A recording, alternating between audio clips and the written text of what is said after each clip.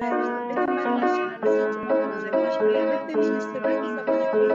dëgjoni podcastin Miqësisht e Lida. Mirë, jemi rikthyer në studio, dua të ndalem pak edhe tek raporti i Bankës Botërore, të sjell në vëmendje atë çfarë paraqitet si një shqetësim që është krijuar edhe prej këtyre tendencave demografike, të cilat po i përkeqësojnë akoma më shumë këto sfida. Papullësia në moshë pune ka rënë ndjeshëm dhe parashikohet të kurret me gati 20% deri në vitin 2050. Nëse tendencat aktuale të popullsisë, rritjes ekonomike dhe tregut punës do të vazhdojnë, rajoni, pra Ballkani, mund të përballet me një mungesë prej më shumë se 190.000 punëtorësh gjatë 5 viteve të ardhshme. Kjo do të thotë që duhet parë me shumë seriozitet çështja e tregut punës dhe integrimit të këtyre kategorive të cilat janë sot të penalizuara deri diku për shkak të kësaj infrastrukture që është krijuar dhe që kërkon ndërhyrje shumë planshme. Pra duhet parë nga disa rrafshe dhe trajtimi po të jetë i tillë. Ka qenë kjo vështirë të thuhet, por ka lëvizje në këtë drejtim për ta kuptuar gjithë impaktin e kësaj që po ndodh? Ka një lloj ndjeshmërie apo po shikohet si një rënje lirë? Gjithë ekonomia, në gjithë botën themi, qoftë atë globaliste, po dhe lokaliste, prap janë dy shina. Shina e parë është kjo e makros, që ke qeverinë, programe, eci përpara hapje dosjeve, përplasje dosjeve, gjetja reale e tendencës linjës europiane dhe sjellja pastaj të tregu i punës. Për mua tregu i punës, që do të thoshja tregu i lirë i punës, kapitalizmi është kjo shtylla e dytë, ose shina e dytë ku ecën gjithë ekonomia. Në këtë kuadër unë po mendoj që unë flas si një prakticiene, këtë nga kjo e dyta, dhe unë besoj tregu gjithë kohën ka gjetur një mënyrë edhe kështu do të rishpiket. Nëse do shikojmë histori dhe do të themi në Amerikën e kohës kur ndërtoheshin hekurudhat, vështirësia më e madhe ishte të gjinin njerëzit. Dhe si i gjetën? Morën gjithë indigjenët rreth rrotull, dhe ata ndaj unë besoj që tregu sot është që në mënyrë të vazhdueshme ata që janë vizionar po investojnë në komunitetet ku ata janë. Atje është investim, ti thuash dikujt, ti paguash dikujt shkollën, të vej të mësoj dhe të kthehet, të vej të shkolla profesionale, të mësoj po hotelerin, të vej të mësoj çfarë të doj, por i thuhet që ti ke shtëpinë këtu. Dhe sot ky brez është kaq i mençur, sa në vend që të paguaj një palo shtëpi me një qerat të lartë, e ka më mirë të vej sot në Elbasan, siç the ti, apo diku tjetër dhe të vazhdoj të punoj nëse në komunitet ka punë dinjitoze. Problemi për mua sot është sa dhe si ne kuptojmë që brezat që po vinë nuk janë brezat e varfërisë apo të atyre që kanë do ta quaja një mindset dëshpërimi, desperate. Duhet vete në punë se s'kanë ç'bën jome, është mami, është babi, është shoqëria, pra nuk bien bam siç binte një grup tjetër që kush do të mbante? Kush do të mbante? Sot shumica, dhe unë ndaj do të shkoj gjithmonë tek drejtuesit e kësaj shinës së dytë që janë kokat që po mbajnë dhe drejtojnë. Pra duhet kuptojnë që përpara kanë një potencial, një fuqi punëtore e cila nuk ka të njëjtën mendësi. Unë udhtoj shumë për shkak të punës dhe kënaqësia më e madhe është kudo që vetë shikoj fëmijë të veshur, që tregon që në familje ka një mama dhe të mbajtur. Sepse janë dhe të ardhurat janë një gjëra, por ai që po them le të vemi te gruaja në një shtëpi. Për sa kohë të del një gjë normale, që do bësh atë jetën e përditshme, ne duhet të rrisim oreksin e tyre, duke u dhënë mundësinë të vetë zhvillohen. Dhe pastaj kanë ato që s'duan, do thuash, çfarë të del ty më tepron mua, por nëse duam treg pune, unë besoj, të gjithë çfarë janë drejtues duhet të fillojnë të mendojnë programe se si punonjësit që kanë t'i zhvillojnë, se si kokën e tyre ta zhvillojnë, se si ta bëjnë shumë të qartë që janë në treg edhe për 50 vite të ardhshme. Nuk më ka ndodhur në asnjë nga programet, në asnjë nga kompanitë që unë punoj, që të ketë ikur dikush që është bërë e qartë që kjo kompani është këtu për 50 vite të ardhshme, ja ku është plani. Dhe fjalët vizioni janë të mëdha. Ore, çfarë do bëj? Po ndërtoj këtë, po hapem edhe në filan vend. Këketja, kjo nuk është vetëm një garanci për të mbajtur një punonjës, sepse një punonjës. Unë besoj që nuk është e vetmja nëse nuk suportohet, nuk motivohet edhe në mënyrë direkte. Por motivimi sot është në mënyrë direkte. Dhe në mënyra direkte është përmes pagës, përmes bonuseve, benefiteve të ndryshmeve, dhe nuk është vetëm trajnimet. Për të dhënë mundësinë të zhvillohet, por edhe të rritet profesionalisht. Ose i lëm të dyja këto, se këto janë shumë të bukura, por le të vëmë në anën praktike, ti do t'i ndihmosh ata për një bursë, nëse duat vend në mase ta paguash. Ti do t'i ndihmosh ata të marrin një kredi, sepse ata nuk e marrin dot kredin sot. Ka raste në Shqipëri të tilla? Po. Ka raste në Shqipëri, se unë nuk besoj që mund të ketë nga ata punëdhënës që janë në gjendje të bëjnë këto lloje. Patjetër, dëgjoj, jo vetëm i bëjnë, por lavdi Zotit me ata unë kam rritur fëmijët, kështu që janë duke folur një gjë që është nga praktika. Është kollaj fare. Shikoni nëpër media sociale kush zhvillon dhe kush jep mrapsh. Nuk do mendosh që punojnë që ka ardhur aty, po më ha lekët. Dhe ata kërkojnë pagesat larta. Patjetër do marrin pagesat larta. Patjetër se dhe pitimi kompanive është më i lartë. Pagesën e lartë, kur ti jep trajnimin dhe kur ti bën të gjitha. Ne do bëjmë dakord për diçka. Një sipërmarrës ose një njeri biznesi ka në mënyrë absolute më shumë vizion, sepse ka aftësi sipërmarrëse që njihet dhe në ekonomi. Pra është aftësi që vetëm disa persona mund ta kenë. Jo, zhvillohet. Nuk mendoj se. Ideja është këta sipërmarrës me vizion, pagat në mënyrë absolute janë rritur dhe janë të konkurrueshme me Europën. Të gjitha trajnimet punojësve u sigurohen. Punojësit nuk punojnë më, por, të lutem, se punojësit nuk punojnë më në orë të zgjatura pa u paguar. Çfarë bëjnë? Zgjedhin të rinë në Shqipëri apo në shifra aktuale ne kishim 60.000 shqiptar ikin jashtë vendit. Pse ndodh kjo? Pse ikin gjermanët? Mendësia, mentaliteti, por gjermanët e kanë sepse mërziten dhe italianët në vendin e tyre. Thank you.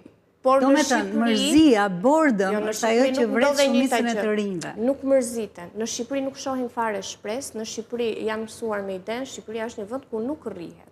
Dhe pse? Unë jam një ere, biznesin e kam ngritur vetë nga A-ja deri tek Z-ja dhe funksionon shumë mirë. Im vlla është programues, jeton në Shqipëri, nuk ka ikur kur përveç se për dëshirë, për qefe të tjerë. Çfarë ndodh? Këta të ri që kur e nisin që në hapat e para, universitetin, më pas kur dalin në tregun e punës, kanë ato qasje që nuk rrihet në Shqipëri. Ne nuk bëhemi, i thua paga 1.500 euro, po pse do ri unë të punoj tani, do të ri unë të zbatoj ato deadline që ke ti. Është tjetër gjë që ky riu është i pakënaqur me ato çfarë ofron, edhe do ketë pa diskutim nga këta që nuk do kënaqen me asgjë që mund të ndodhë këtu, edhe do kërkojnë edhe mendojnë që më e mira është po tikësh nga Shqipëria, e shohin gjithmonë larg kufirit. Çështja është a ofrohen këto gjëra në Shqipëri, sepse që do ketë njerëz që nuk i duan, nuk do pajtohen, këtë nuk e shmangim dot. Por a ofrohen këto gjëra në Shqipëri? Kapitalizmi e ka bërë drejtuesin të kuptoj që vetmja mënyrë është të japësh pjesë nga fitimi në këto forma. Dhe këto siç po thotë zonjush, këto po ndodhin. Për shembull, nuk ka kulturë të punë. Unë besoj që ajo që ka ndodhur e mira deri diku që mund të ketë ndodhur është që është zbehur deri diku fraza që duhet mik për të gjetur një vend pune. Sepse u bë shumë masive disa vite më parë, ishte shumë e pranishme në çdo tryezë, madje shumë dekurajoheshin sepse duhej mik për të marrë shkollën, duhej mik për të gjetur një vend pune. Sot nuk e hasim. Megjithëse unë para disa muajsh kisha një të ri 20 vjeçar në këtë studio pikërisht për ta parë dhe për të kuptuar nga afër çfarë nevojash kanë këta të rinj dhe çfarë pengesash hasin ata dhe më përmendi dhe artikuloi të njëjtën frazë. Dhe më duk pak e çuditshme që sërish ka ende dhe kultivohet tek këta të rinj bindja që duhet mik për të gjetur një vend pune. Po është e pavërtet. Është e pavërtet, po ka ndryshuar deri diku ne nuk kemi kulturë dhe normalisht ndoshta na vjen dhe nga që kemi qenë në komunizëm. Pra, ne nuk dim të identifikojmë se çfarë duhet të bëjmë në ato 8 orash, çfarë duhet të respektojmë dhe çfarë jo. Pra, është krijuar ideja tek të rinj që unë në punë më paguaj për prezencë. Jo, nuk të paguaj dot për prezencë. Pra, ti duhet investohesh aty. Po, ti duhet të kesh disa rregulla të shkruara. Nëse unë kam kod etike, ti duhet vish ta respektosh. Unë të respektoj lirinë tënde nga minuti që nuk e hyr në zyrën time. A i kemi ne këtë etika në mënyrë absolute. Ne që merremi me punësim, i marrim në telefon kandidatët 5 herë për t'ja konfirmuar, ta konfirmon 5 herë dhe në momentin që është takimi nuk vjen. Ka një lloj amullie, nuk kuptohet fare tregu, pra një kandidat shkon dhe tek 3 kompani, hedh le të them kandidaturën për të bërë pjesë e stafit dhe tek të treja nuk pranon që të shkon sepse mendon që është shumë i përzgjedhur. Në fakt nuk ka punonjës, nuk është se këto 3 kompanitë e morën nga që pa një kualifikim shumë të mirë. Këto janë specifikat të vendit tonë. Dhe ne konkurrojmë Kroacinë që është në Schengen. Këto nuk janë vendit tonë, këto janë të një brezi, është një brezi të andej që është noton në informacion, dhe për zgjedhja e informacionit apo ngopja jo kanë edhe luksin zgjedhjen. Në të 3 kanë luksin zgjedhjen, por unë kam rezervat e mia në aspektin që shkojnë punojnë në fabrikë në Itali 13 orë. Nuk plotësojnë. 13 orë në fabrikë në Itali mbyten dhe në Greqi. Italia dhe Greqia sot nuk është se kanë kushte më të mira. Shqipëria pagat i ka shumë të larta për mekanik, hidraulik dhe çdo profesion. Jo, dhe në përgjithësi është. Në Shqipëri nuk e zgjedhin. është hapur ajo që ishte kështu, si e ngrirë kjo e pagave. Sot është çfarë ofron, hajde ta marrësh, puno dhe merre. Ajo që unë doja të thosh është, se punon 13 orë andej dhe jo këtu. Unë nuk e mendoj se një... Japim dot një shpjegim, pra nuk punon 8 orë në Shqipëri dhe punon 13 orë në Itali dhe Greqi? Unë e besoj, po mendimi im, ky është mendimi im. Unë besoj që kjo është e brendshme dhe nuk mund ta generalizojmë, kjo është për këdo nga ne. Nëse ti do të hecësh, do hecësh. Nëse s'do, ti je rehat ashtu siç je. Dhe kjo na bën të ndryshëm, mund të kemi gjithë gjërat njësoj. Kam punuar me 2 binjak flas. Nuk i dallonte nëna. Totalisht të ndryshëm në mindset, totalisht të ndryshëm. Dhe për 4 vite ndryshimi është që njëri punon për tjetrin, sigurisht. A bën më të keq atë që punon për tjetrin? Jo. Këto janë zgjedhje. Dhe këto zgjedhje janë zgjedhje të lira, mendoj unë. Ajo që unë diskutoj fort është sa dhe si ne edhe këtyre që janë në këto xhepa apo zona gri, t'ju jepen mundësit për shembull nëpërmjet pagës së asaj asistencës së papunësisë. Ti mësohet etika e punës. Të shkojnë në një... Pra të mos mbetet thjesht një mbështetje mujore financiare që u ofrohet atyre të cilët janë jashtë tregut punës, por të shoqërohet edhe me disa, le të themi, do t'i marrësh lekët patjetër, por që atyre ju shërben afatgjat. Ti do kesh mundësi të vesh, për shembull, ti jepet mundësia të vesh o në këtë kompani, o në këtë, dhe atje do të vesh do bësh kafe 3 ditë. Po do mësosh se ti e di që tek ajo kompani për shembull kanë që mund të mësojnë shumë mirë etikën e punës, sepse kanë një xhat depurimet njerëzore, flaskot. Por nëse ne nuk bëjmë këtë gjë, ai person, ai fëmijë që mund të jetë edhe 20 vjeç, ai është që vetëm akumulon negativitet nga çdo gjë që vjen nga ana sociale. Dhe çfarë është e bukur?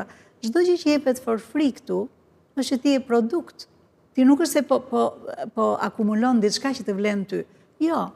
Dhe ato çfarë dëgjojnë andej, çfarë marrin andej janë gjëra që ju ngelen më shumë dhe është një brez që ne kemi për detyrë të seleksionojmë dhe po vetë te kjo shina e parë e shtetit, për shembull them, ka programe që shteti ka shumë të bukura. Duhet përfshirë dhe duhet vërë me infat detyrimi, ata duan strukturë. Dhe struktura është kjo, 3 muaj kur ti merr këtë do vesh do mësosh etikën, 3 muaj do të futesh do mësosh anglishtën, 3 muaj do futesh do mësosh si intervistohesh. Dhe sa respekt duhet kesh për ata që të presin një intervistë. Flas kotë, sepse me profesorin Koço këto gjëra i kemi parë, kur u bën to zgjedhjet e njërën tjetër duke dashur të ndihmonin dhe ne për komunitetin, vetëm çuam një ide, sigurisht që s'morën përgjigje, sigurisht tam okay. Pra jam duke thënë, nuk është se nuk i kemi parë, këto janë gjëra që i ka Europa, ne nuk do shpikim. Këto janë bërë. Unë mendoj duhet puna me individin, se ne në punët tona, unë i kam të gjitha vajzat të reja dhe janë shumë të angazhuara, din të respektojnë rregullat e punës dhe kam plus 30 punojës. Ne po them që s'është brez, është më shumë. Jemi të ndarë, po përveç shtetit që është makro që ka ato detyrime dhe ne vetë si individ duhet të ndërgjegjësohemi se çfarë kemi, nuk kemi vetëm të drejta dhe unë e re jam. Pikërisht. Jo, përpos saj dhe pa dashur që të bëj oponencën, por duke qenë se kjo është një çështje dhe një temë që është trajtuar jo pak herë edhe në këtë emision, edhe kemi parë qasje nga më të ndryshmet. Pa diskutim, thelbi mbetet i njëjtë, që të rinjt hasim vështirësi për të integruar në tregun e punës, ndërkohë është rritur numri të moshuarve për shkak të këtyre dinamikave që kanë të bëjnë me demografinë, po ashtu largimet në masë e tjere që e kanë sjellë situatën, shëndetin, kujdes. Po, e kanë sjellë situatën në këtë pikë. Pra, ne flasim për mundësi, pa mundësi, flasim për një situatë që pa diskutim bjem dakord është e re. është e re dhe duhet adresuar, por nuk duhet parë vetëm nga një anë. Pra, për dikë të shosh gotën nga kjo anë mund tjetë për mua është në anën e djathtë dhe dikush që sheh për te ekranit mund tjetë në anën e majtë gota. Nuk është ky, pra se cili mund ta shikojë në këndin që dëshiron ta shohë. Çështja është, pra si në rastin e një sipërmarrësi që gjithmonë problemin e shikon te punonjësi, ashtu është edhe punonjësi që gjithmonë problemin e referon tek punëdhënësi. Në këtë rast është po ashtu fakt që jo të gjithë punëdhënësit e shikojnë punonjësin e tyre si një aset. Unë kam diskutuar jo pak herë qasje të tipit ndaj një punonjësi shikohet jo si një vlerë për kompaninë, si dikush që kontribon, por si dikush i cili merr një pagë në fund të muajit dhe duhet të ta di për nder që ti ja jep këtë pagë. Pay listën e quajnë kosto. Pay listën e quajnë kosto. Pikërisht, e quajnë kosto. Edhe këtu fillon momenti, sepse mund të kërkosh nga dikush që mund tjetë dhe mund të ketë nevojë për një punë. Mund të kërkosh nga ai që ketë punësuar të përmbushë gjithçka, por nga ana tjetër është kthyer nga ndonjëherë le të themi nga vetja për të kuptuar se sa prej këtyre punëdhënësve në Shqipëri respektojnë të gjitha kushtet që përcakton kontrata, që nga orari punës, që nga pagesa për orët shtesë, që nga leja vjetore, e pa fund problematikat tjera që mund të ketë sot tregu. Pra, nuk duhet parë gjitha vetëm nga një anë, por duhet parë nga dy anët për ta paraqitur situatën ashtu siç është dhe vetëm duke e parë të tillë, pra të plot tablon do të kemi mundësi t'i qasemi dhe të ofrojmë dhe të gjejmë pa diskutim zgjidhjet e duhura. Në rastin e të moshuarve, sepse sollëm pak për gratë, sfidat që mund të hasin e tjerë, edhe po ashtu edhe të rinj, domosdoshmërinë që të kemi një sistem arsimor që i përqaset tregut punës, në rastin e të moshuarve. Është kjo një, le themi, arsye që ato integrohen për shkak të vakancave që janë krijuar sot në treg, apo është për shkak të nevojës që ato kanë për të pasur një vend pune dhe disa të ardhura më tepër në muaj. Kemi thënë një herë dhe ishte një të punosh nga halli apo nga malli. Po, si është që do të thotë, ti ke edhe. Ajo që ne duhet bëjmë është të dyja palëve, t'ju japim mundësinë. Çfarë ka nevojën më të madhe është ana shëndetësore. A ka mundësi t'ju jepet një gjë specifike që mbulon nevojat e tyre nga ana shëndetësore para, e dyta, a mund të jepen kohë të reduktuara, patjetër. A mund të bëhen që këta të kenë programe mentorimi, sepse din ta kalojnë, kanë 50 vjetë që shoqëria ka investuar në ata. Pra ne kemi mundësit. Pra nga përvoja e tyre dhe të përfitojnë. Po, unë kam për shembull persona cilët kanë dalë nga sistemi bankar, kanë dalë pension, të themin 8-6 jetat. E di që tani që kanë filluar të bëjnë diçka tyre me ekspertizën që kanë parë, tani po shijojnë jetën siç duhet, edhe janë në lulen e rinisë së dytë. Që do të thotë, këta persona din çfarë bëjnë, janë të mençur, kur ulen dhe negociojnë nuk ka sipërmarrës burr nëne që të dalë përpara dhe të thotë, jo do ta bësh kështu. A është nevoja e tregut tu patjetër? Është një kërkesë, është dhe një ofertë dhe gjenden mundësit. Ajo që unë dua të them është që e gjitha ka të bëjë me cilët persona, qoftë nga halli në moshë të madhe, qoftë nga malli në moshë të madhe, duan të ecin. Dhe këta janë persona që sot i kanë hyrë teknologjisë, dhe nuk është e vështirë sot me smartet. Po i përshtaten këti transformimi. Po, dhe unë besoj që aq sa mund thuash që do ketë vështirësi, patjetër do ketë. Po është një sistem i cili e vë kërkesën dhe ofertën sipas nevojave të gjë njëri tjetrin. Nëse ke arritur deri në fund të videos, kjo do të thotë që ti je një ndjekës i rregullt dhe ke interes në gjërat që ne bëjmë. Nëse është ky rasti, lutem më kontaktoni. Ne mund të futemi shumë mirë në një nga programet e mia dhe të marrim të shikojmë çfarë është gjëja që të bën më shumë mirë ty në momentin që ti je në përgjithësimin e karrierës ku ti je, në ecjen që ti ke bërë. Dhe jam e bindur që ti mund të bashkohesh një armate të madhe njerëzish të suksesshëm me të cilët ne punojmë. Prej të cilëve ne në mënyrë të vazhdueshme secili nga ne mëson, por jo vetëm kaq. Krijojmë një network, krijojmë një rrjetëzim që është i jashtëzakonshëm. Kur kanë të njëjtën ide që ndahet, që është të qenit, me mendje të hapur, të qenit i gatshëm të ndihmojnë njëri tjetrin dhe të qenit vazhdimisht në tregun e punës për të dhënë më të mirën tonë. Nëse është kjo që të ka sjell tek podcasti im, të lutem më shkruaj. Të lutem, është shumë e kollaj të më gjesh, ndoshta në Facebook me Lida Motro, ndoshta në Instagram që është Emi Coaching and Consulting e gjeni kollaj fare, ose dhe në YouTube. Mundësitë e lidhjes janë të jashtëzakonshme. Mundësitë nga të cilat ju do përfitoni nga kjo lidhje nuk ka të bëjnë me mua, ka të bëjnë me gjithë rjetin e njerëzve me të cilët do të bashkëpunojmë. Uroj t'ju shoh nga brenda programeve të MSC. Ju uroj gjithë bekimet e Perëndis. Miqësisht, Elida.